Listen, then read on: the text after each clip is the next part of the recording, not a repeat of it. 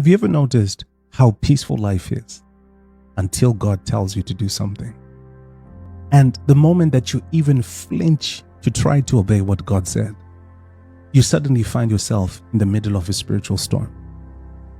It's like, God, I'm just trying to do what you told me to do, which is exactly why storms happen.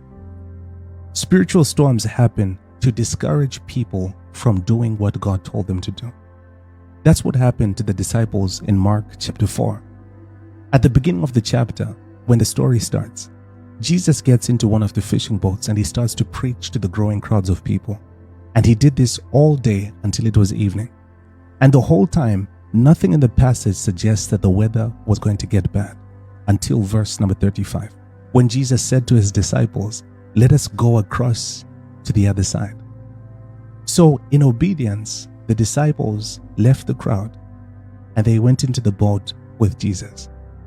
And almost instantly, Mark 4 verse 37 says, a great windstorm arose and the waves were breaking into the boat and filling it with water.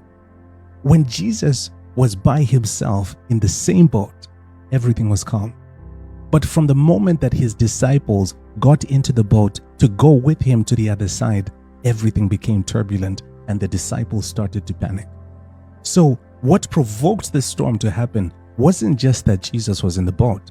It was that the disciples got into the boat with him, trying to obey what he asked them to do. It is our obedience to God that provokes spiritual storms to happen in our lives.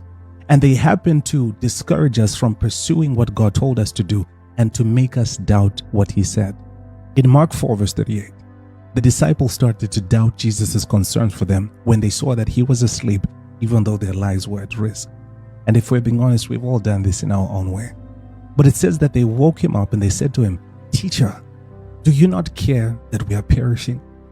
So the response that spiritual storms try to induce in you is they try to make you more concerned about the threats that come with being obedient to God, rather than the assurance that God is present with you and he is faithful to perform what he said. That's why when Jesus woke up, he didn't respond to their question, but instead he demonstrated his authority over the storm that threatened them.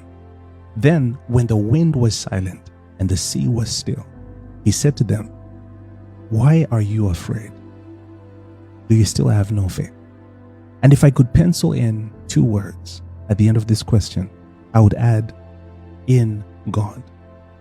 Why are you so afraid of the storms that you are experiencing?